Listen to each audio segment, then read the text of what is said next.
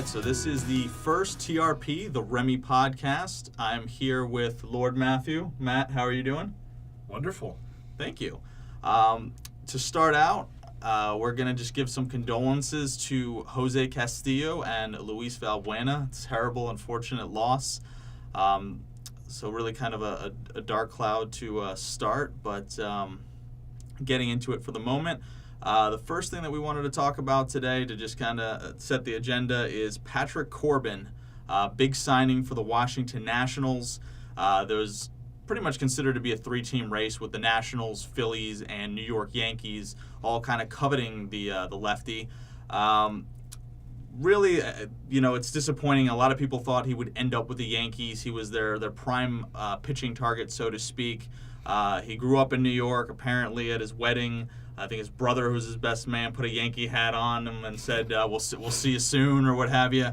But, I've seen recent reports out there on Twitter from like Jack Curry and Pete Simonetti that Yankees really weren't so much in love with them. Apparently, he did have some ties to D.C. His wife, Jen, loves D.C., and I think she has a sister or a friend or something up there, too. And really, he wanted, like, Darvish money. He ended up with 6 years, $140 million, so that's a little over $23 million a year. I don't think the Yankees or the Phillies were really comfortable going over 20, maybe $21 million, depending on who you check, what you see. But is he worth the money, Matt? What kind of pitcher are the Nationals getting? Well, he definitely got more than Darvish money. I think his contract was bigger, if I recall, right? Yeah, he got more than Darvish. I mean, he's gotten progressively better. I would say before Tommy John surgery, he had some promise, and then he had a couple kind of down years afterward. But since then, he's been kind of on the upswing. I think he started. Did he start opening day? I think for the DiamondBacks, Nice year. I think or was him or Greinke, right? It was. Yeah, I don't remember.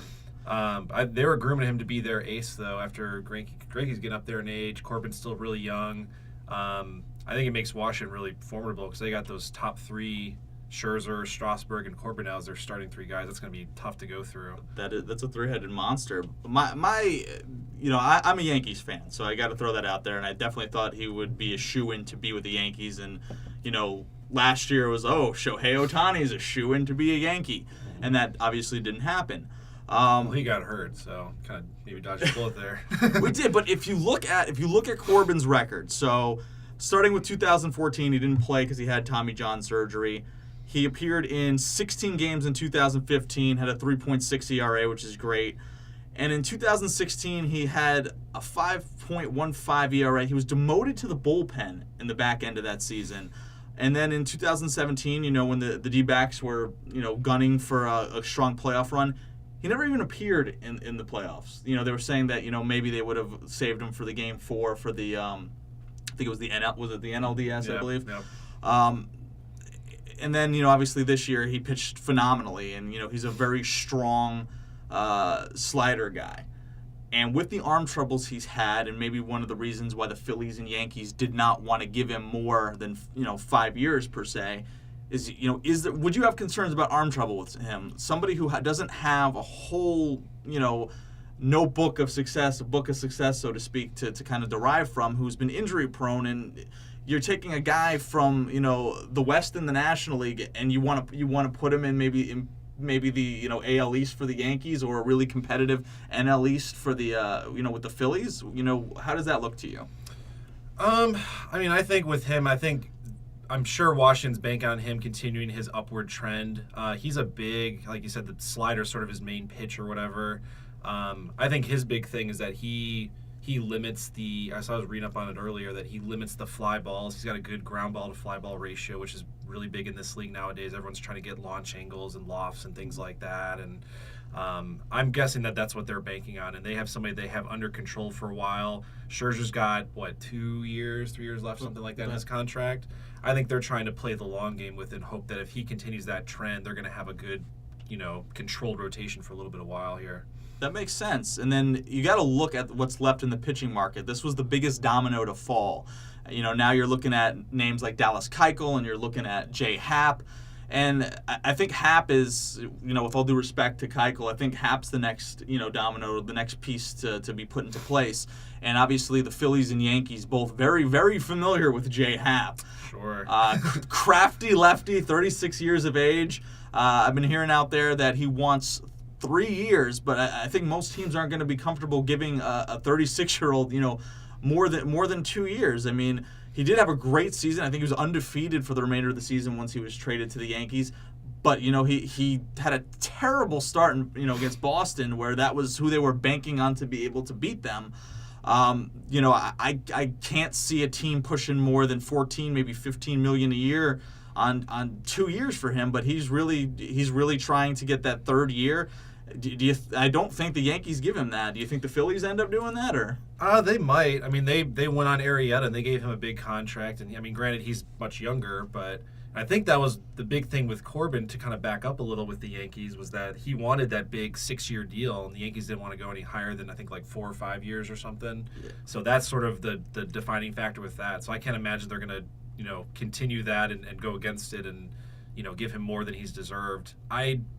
Phillies are definitely competing a lot more quickly than people thought too, and maybe they make a push for him and just see if it pans out, I guess. They can. They got money to burn. With that said, on the pitching market, now all eyes go back to Cleveland. They just extended Carlos Carrasco through 2022, so I think smart move. That's going to take him out in terms of being traded. So that leaves Corey Kluber, the Klubot, and Trevor Bauer. So you have the Yankees and Phillies who could be looking, to entertain a possible trade. And then you have, I've heard the Dodgers being connected to them. I've heard the Mets being connected to them, because obviously Mickey Callaway, very, very, very familiar with the Indians pitchers.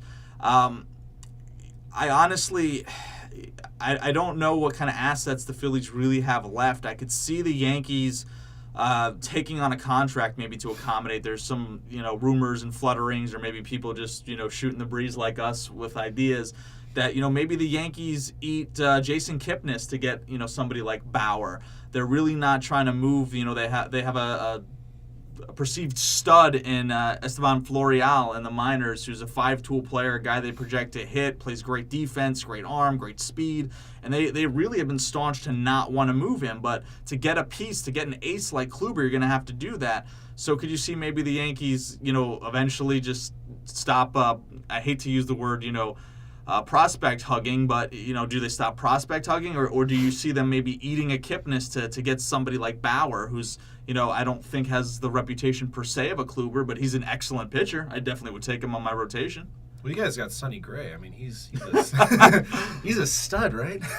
Somewhere else he will be. Sonny Gray is gonna. Well, we'll touch on Sonny Gray in a second, but yeah, I think the Indians. I mean, if I recall, Indians, their offense was okay maybe last year, if that. I think they're going to be looking for hitting, I would imagine, and then some controllable hitting, because Kluber's got a really team-friendly contract. I mean, he's going to be a pretty big piece wherever he goes, and then Bauer will sort of be the consolation prize there. But I mean, anybody that needs like consistent pitching, he's been a workhorse, I think, the last few years, right? Yeah. Even from out the he pitched out of the bullpen a little bit. That kind of jump-started him a little bit. He was a good piece in the World Series run a couple years ago. So, I mean, that's more on your end, I think, with the Yankees. I don't know if they want to give up their prospects for somebody. I don't know. Is he under contract at all, or would he be? Bauer's a big year-to-year guy. He likes to reevaluate what he does. He's kind of an interesting cat. Very interested in drones. He hurt his hand. I forgot if it was a year or two ago or whenever that was. He hurt his hand flying his drones. He'd be kind of an interesting a focal point in New York, if he has any kind of meltdowns or any kind of weird issues. I don't think the bright lights or big moments, are an issue to him. I think he can definitely handle it. He's handled playoff pressure, so I don't think New York really would sweat him much. I mean, I'd like to get the guy. I mean, out of what's out there, I know J. Happ can handle New York, as we alluded to, but I think he's just too old. I don't think he's too old. You can age really well, like an Andy Pettitte or somebody. CC Sabathia is doing it really well right now. That's true. But are you looking for somebody that can pitch like 5 innings and then be done and go to your bullpen? Well, I guess your bullpen's pretty good too, though. Yeah, we lost Britton and we lost Robertson, so we're gonna have to fill some holes there. But you don't want to overly tax the bullpen either. I know a lot of teams this day and age, and like with the Rays with the opener, their weird little setup they got. Although I guess it worked to some degree toward the end. It did, but you don't want to overly tax the bullpen. I don't want to see that. I know having a shutdown bullpen, especially come playoff time, is huge. It's clutch. It's what you need, and I get that. But you want to get some length out of a starter, and we'll talk a little bit later about maybe some rule changes and things that might be happening in the league to affect that. But real quick to go back to your Sonny Gray comment, the Yankees are actually playing that pretty smart. They're holding on to Gray, seeing how the pitching market develops. Sonny Gray will not pitch for the New York Yankees this season. I guarantee you that. They've talked to teams like the Reds. They've talked to the Brewers. A smart matchup with prospects, depending on what they want to do, especially with finances, is you'd have to add some pieces, some pretty heavy minor league pieces, but I think the Yankees could use Gray in a deal to swing Scooter Gennett from the Reds. I mean, that's a guy that can play multiple positions. He hits extremely well. He's good with the glove. I mean, that's something that they can maybe do. I know Oakland was looking for their former ace also to come back. So there's a lot of different options, and I think as the winter meetings take place, and those are going to start next week, the GMs and everybody's going to start filtering in to Las Vegas this weekend. But there's some deals to be had. Gray's definitely going to be a coveted piece. He may not have the mental acuity really to handle New York, I think, that we've seen. But I think in a bigger ballpark or, going to the National League or, things like that would really help. I think the stuff is there. I just think, not to go back to talk about different available pitchers, but, like Zach Greinke's available from the Diamondbacks. And I don't think that's a pitcher that would probably not work in New York. And Greinke, I know, didn't really ever want to pitch in New York either, but that mentality, that's why I'm bringing that up, is some people could be overwhelmed by that. And not to say nothing on Greinke, he pitched for the Dodgers extremely well in a huge market, but New York is an interesting animal. It's a grinder, and some people unfortunately don't play particularly well there. That's kind of segue us a little bit into sort of the next topic here. Guessing where, like everybody else in the world, guessing where Bryce Harper and Manny Machado end up. For me, obviously, I think either are excellent pieces for the New York Yankees. I know that Manny Machado's been linked to us since the trade deadline last year. Obviously, Didi Gregorius is going to be out for a huge chunk of the year, so getting some middle infield help would certainly be advantageous. And then there's talk that once Didi comes back, he could sling Manny over to third, which, despite what Manny says, Manny's much stronger on defense at third than he is short. He can like short better all he wants, but Didi's a much better shortstop defensively. Not offensively, defensively than him. Offensively, he'll be fine. So yeah, offensively both are good. And then you look at the Bryce Harper situation. The Yankees are very, very right-handed right now, so a lefty power bat to kind of slink in that middle of the order, separate Judge and Stanton out would be phenomenal. Especially in that ballpark. Oh, see, his swing is tailor-made. The thing that's weird to me is people keep saying, where's Bryce Harper going to play? Oh, he needs to switch to first base. Brett Gardner is not your starting left fielder. Brett Gardner was re-signed to maybe be a fourth outfielder. He's still great defensively, still has wheels on him, which we'll see how long that lasts. But there's left field open, and Giancarlo Stanton, he is good on defense. I think that gets overlooked, but he's going to be predominantly your DH. So there's a spot open for Bryce Harper. The main thing I'm looking at on the Yankees really is both of these guys will help them hit with runners in scoring position. Career-wise, I looked at baseballreference.com, and Machado is 331 with runners in scoring position. Harper is 276. The Yankees last year were 12th in the league, which is actually not anywhere near as bad as I thought they were going to be. In AL or Major Leagues? 12th? Major. Oh, that's not bad. No, it's not. Middle of the road. So I was checking out ESPN stats on that, and they averaged 253. Now, if I misread some of these numbers or looked at the wrong thing, wholeheartedly apologize, but the long and the short of it is either of those players dramatically help fix that kind of risk fail, if you will. Now, I know Harper also could be potentially a candidate for your Cubs. Yeah, we'll see. He's going to be expensive because he turned out was a $300 million deal? A 10-year, $300 million deal from the Nationals. But, I mean, Harper could really strengthen that lineup. He's friends with Bryant and Yeah, he knows Brian from high school. They played against each other a bunch. They've been hanging out during the winter meetings in Vegas. So, I mean, they have the relationship there. I think it's just a matter if they pull the trigger with him or not. Doesn't sound like the Cubs are going to be spending a whole lot of money this winter. I think they're going to have to get a little creative with how they acquire some pieces. I heard talks of possibly trading Schwarber or Almore or Ian Happ possibly for some starting pitching maybe. It doesn't look like they're looking at hitting a whole lot. So Harper might be kind of a dream almost at this point, but we'll see. I mean, honestly, don't know. It's hard to tell. Absolutely. I mean, you got two, generational talents. Both of these guys are 26-year-old, impact players. They are Hall of Famers. Barring, something crazy, yeah. Yeah. I mean, it's crazy to think, but we got to see who doubles down. I heard rumors that the Chicago White Sox might even be interested in Harper, and they're in the midst of a rebuild, but obviously he'd be there, long term and could be a solution. Harper seems to, like Chicago, so it could be an option. I don't know how you'd feel about that. Well, I'm worried because I like Harper, but I feel like he's a tad overrated when it comes to that sort of thing. I think his defense is a little suspect. I think he gets on base a lot because of the fear that he can hit well, but then also when he is pitched to, he does strike out a decent amount of times. 10 years, if he's looking for a 10-year contract, you look at, I think of Albert Pujols when he went to the Angels. Those first few years were really good, and he is not the same hitter he was, 5-6 years ago. So I'm wondering if they're going to play that out and risk it, or if they think he will, be a crazy good hitter. You're thinking in his late 30s at that point. I mean, could be. It's hard to tell, and I think, as much as both of these players have makeup issues, let's call them, with Machado's, the comment, during the playoffs that he's not Johnny Hustle and a couple questionable dirty plays spiking people. Sure. But, not to flip back to the Yankees, but, we had Robinson Cano who had some perceived hustle issues and things like that, but you got rid of him after that, though, didn't you? Yeah, we got Jacoby Ellsbury instead. That's worked out great, by the way. Sarcasm afoot. I've seen interviews where people have been talking to people that know Manny as a teammate.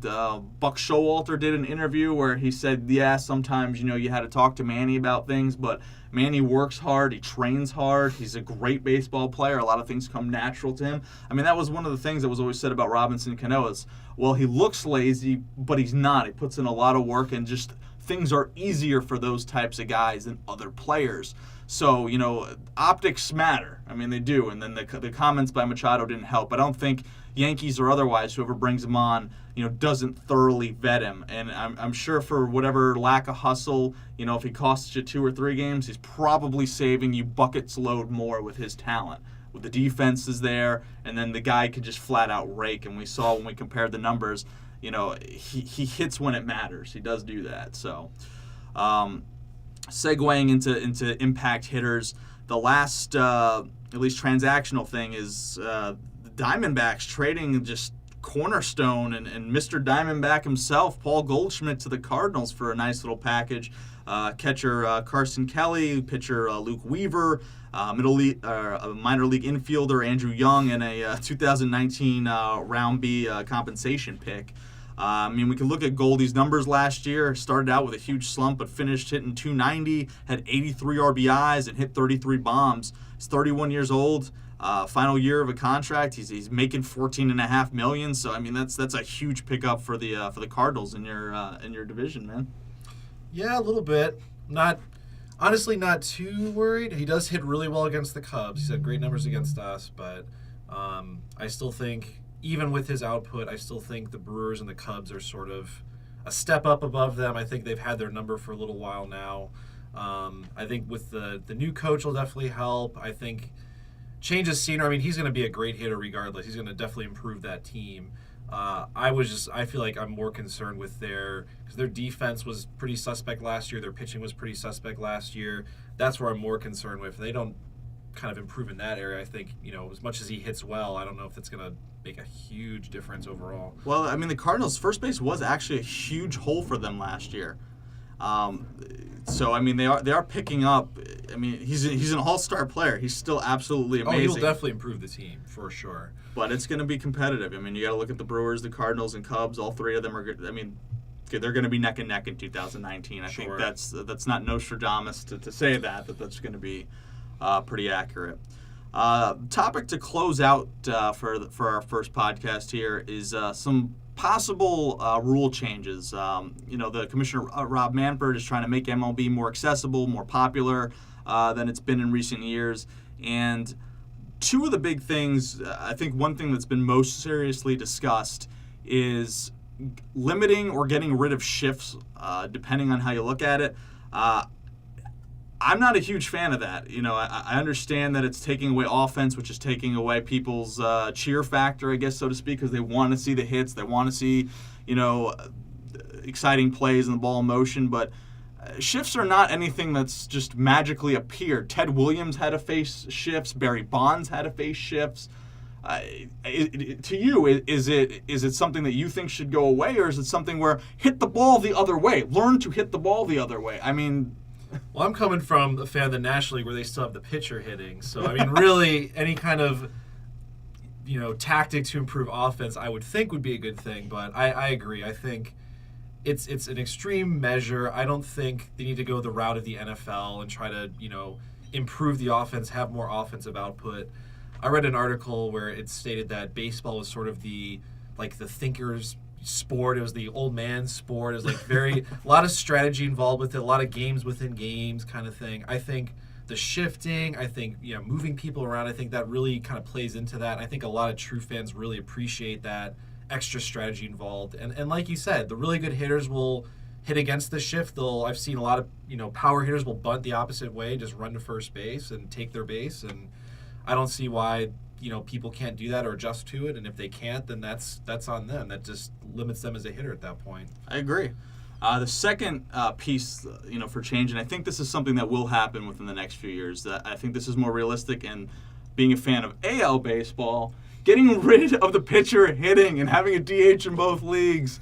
Dear God, I don't need to see any more horrible pitchers take some hacks. Yeah, it's awesome if Bartolo Colon hit a home run or Archie Bradley. Who doesn't like that? Who doesn't like that? But how often does that happen? It's a rarity, and it's just I understand these guys are athletes, and you should be well-tuned, and, if you can't run to first base, if you can't run 90 feet, get out of there. But nobody wants to watch pitchers hitting. Nobody. You don't like the double switch? Yeah, that's a really difficult concept to master. Oh, Madden was the brainchild of the double switch. No, it's fine, but I think its time has come and gone. I agree. I do like there are some the good hitting pitchers. You got Bumgarner, Arrieta. There's a couple others that would crank some home runs now and then. Greinke can't hit. Kershaw's pretty good too, but like you said, it's more often than not, especially in a tight game. It's you have bases loaded with 2 outs. You have your pitcher coming up. It's like, all right, what are you going to do at that point? So in that 1 in 100 chance, he gets a hit and everyone goes nuts. But more often than not, it's an immediate out and everyone just sort of knows it at that point. So I think to catch up with the AL, I think that's why you see the NL typically have obviously better pitching numbers versus the AL. The DH definitely improves things. As a Schwarber fan, that would definitely help my team. So, well, you'll extend careers. You'll give guys more longevity, more job opportunities. You'll get more offense, which is, whether we like it, not, or however you view it, that's a priority to Major League Baseball. It's been a priority, from Bud Selig to Rob Manfred. Or Manfred, sorry. Close enough. Yeah, same difference. Who cares? Manfield, Ohio, I think is the thing. But anyway, the point being that it's been a consistent issue in Major League Baseball. It's something that's going to happen. So I think, shift aside, that's the most logical course of action. But I'd rather see that over the shift. I will say that. Yeah, you and me both. But this wraps us up for the first baseball podcast for TRP. From Matt and myself, we thank you guys for listening, and we hope to keep bringing you some great content, discussing more trades, more team breakdowns, more goings-on within the league. And, obviously, please feel free to reach out to us and let us know your thoughts. I did just create the Facebook page this morning, so you can go to facebook.com/TRPodcast and, That's let clever. us. Yeah. I try to inundate that and integrate that. I have wonderful verbal faux pas. That's good for leadership, I hear. There you go. So thank you very much for listening, and we will catch you guys later. Bye. It's a trap!